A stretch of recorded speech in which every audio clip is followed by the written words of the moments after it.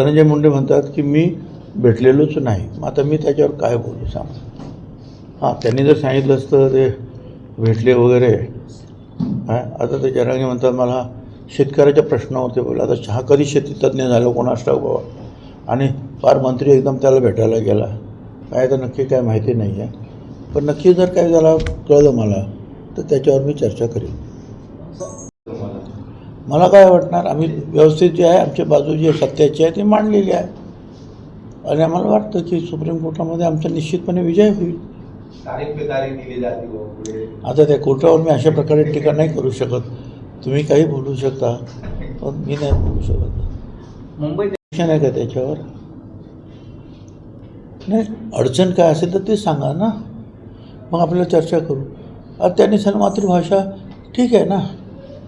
काय इंग्रजी तर महत्त्वाची आहेच, पण रशियामध्ये त्यांच्या भाषेत शिकवलं जातं, जर्मनीमध्ये त्यांच्या भाषेत शिकवलं जातं.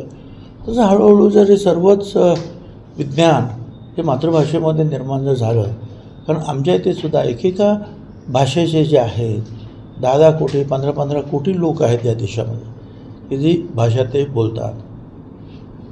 म्हणजे जर्मनीपेक्षा जास्त एखाद्या राज्याची संख्या जर्मनीपेक्षा जास्त आहे. ते जर्मन भाषेत शिकतात, फ्रेंचमध्ये शिकतात. त्यांच्यापैकी कितीतरी मोठी संख्या असलेली राज्य आहेत. हे विज्ञान यायला वेळ लागेल पण प्रयत्न लोकांचे सुरू आहेत आणि ते काही ताबडतोब एका महिन्यात किंवा 1 वर्षात होणार अशातलाही भाग नाही. अर्थात इंग्रजी बंद करणार असं ते काही म्हणाले नाहीत, कारण ज्यांना इंटरनॅशनल लेवलवर काम करायचं असेल किंवा आणखी पुढे शिकायचं त्याला इंग्रजीचा उपयोग करावाच लागणार आहे. मला काय कल्पना आहे. अभ्यास तो शिकवणार पण त्यांचं काहीतरी आता मी ते संपूर्ण काही वाचलेलं नाही आहे. ते त्यांची मागणी कशासाठी आहे काय आहे याची मला काही कल्पना नाही. परंतु ज्या अर्थी त्यांनी मागणी केली आहे वेगळी त्या अर्थी काहीतरी तर असेलच. एक गोंडवाना विद्यापीठ मला वाटतं नागपूरमध्ये सुरू झालं होतं काय त्या अशाच धर्तीवर. तर मला जास्त माहिती नसल्यामुळे मी काही बोलणार नाही, पण मी माहिती घेऊन मग तुमच्याशी बोलून. चला मला फोटो काय करायचे आहेत, कोणाचा फोटो कुठे आहे आणि कोणाचा कुठे हे नका शोधत बसू.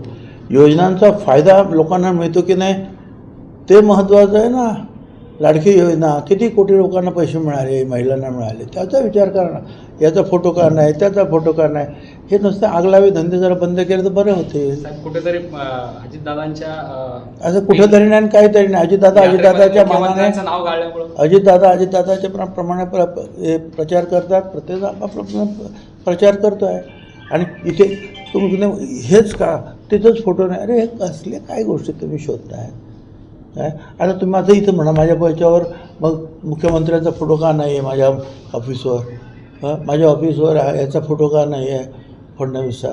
काय तुम्ही तुम्हाला शोधायला काही शोधता येईल काय. आणि भांडण अख्खा दिवस तुम्हाला चालवायचं असतं हे मला मान्य आहे. त्याच्यामुळे माझं काय म्हणणं नाही. एक बातमी छापली आहे का काल अजितदादांनी अमित शहा यांची भेट घेतली आणि बिहार पॅटर्नबाबत मला मुख्यमंत्रीपद द्या असं प्रस्ताव ठेवला.